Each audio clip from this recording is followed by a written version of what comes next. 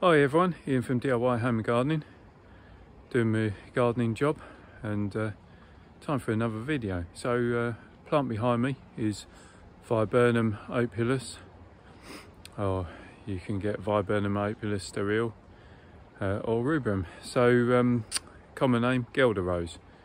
So in the UK we tend to have it grown as ornamental plant in the gardens, or it can actually grow as part of our native hedge mix. Lovely pure white on most of the time, or on the rosier, pink snowball type flowers. So hence the common name. They do develop quite a large ball shaped flower consisting of loads of little florets. But let me turn the camera around and we'll carry on the chat. So we're back end of September, which is perfect time for pruning now for this type of plants. They come under category 8 of pruning, so that is to prune end of summer. The reason being is that actually viburnum, or this viburnum, flowers on older wood. So if you cut it back to, if you cut it back in the spring, then you'll be losing all your flowers. If you cut it back too late, then it tends to affect the makeup of the bud. So we do it now whilst it's still in leaf, but say end of September.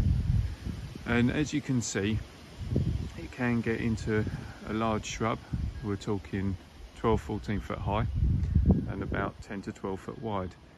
Is deciduous, so it leaves its leaves in the winter time, but quite straightforward to do. And you can see previous prunings that I've done which basically maintain it down to about the 6 foot height. So if I just grab my secateurs and I'll show you how we do it. So you got clean sharp secateurs, and with this type of shrub you can prune it harder back if you want to rejuvenate, but otherwise it's not too difficult. Go roughly halfway down the stem, just above the leaf joint, and cut.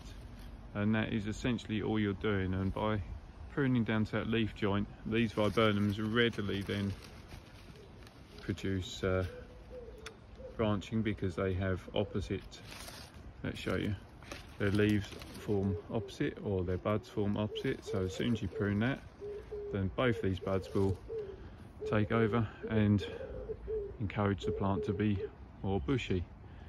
So that's all we're doing, is say you go about halfway down the new stems and do your pruning. So if you do need to prune more to rejuvenate, then you can do, but just be mindful of the fact that you will be then sacrificing the wood. So this stem here is this year's growth, but it is the stem that will bear flower next year. So let me just get this done and we'll have another look. Should have also said, you know, at this stage we do our usual check first for any dead, diseased or damaged stems. Remove those. The normal rule of removing about 1/3 of the growth can be applied, but because you're generally just pruning half the stem or the new growth, then you won't be removing anywhere near that overall volume. But again, as previously said, if you're doing a rejuvenating prune, then you will be going over that 1/3 prune. So some of the rules go out the window. Well, most of the rules seem to go out the window for these deciduous viburnums, but let me get it done. So I've made a start, and it's probably worth also bearing in mind that you don't want to have too much crossing stems going back through the centre. So in this instance, just remove that, and that will mean that your branches still end up on the sort of outward side of the shrub itself. So we're still trying to maintain the clear centre, which allows for more air movement.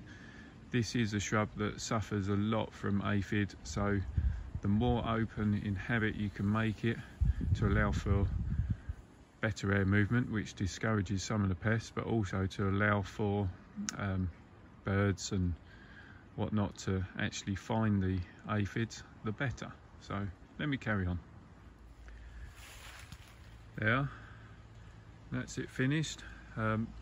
Pruned to about 8 foot in height, and like I mentioned at the start of it, in the UK it's grown quite readily as a native hedge mix, so that gives you an indication of, one, the fact it's pretty tolerant of growing in any of our soils around here, which were clay soil, and also it means that it will grow in a shady position, which is perfect if you want a nice bit of summer colour in an otherwise shady area.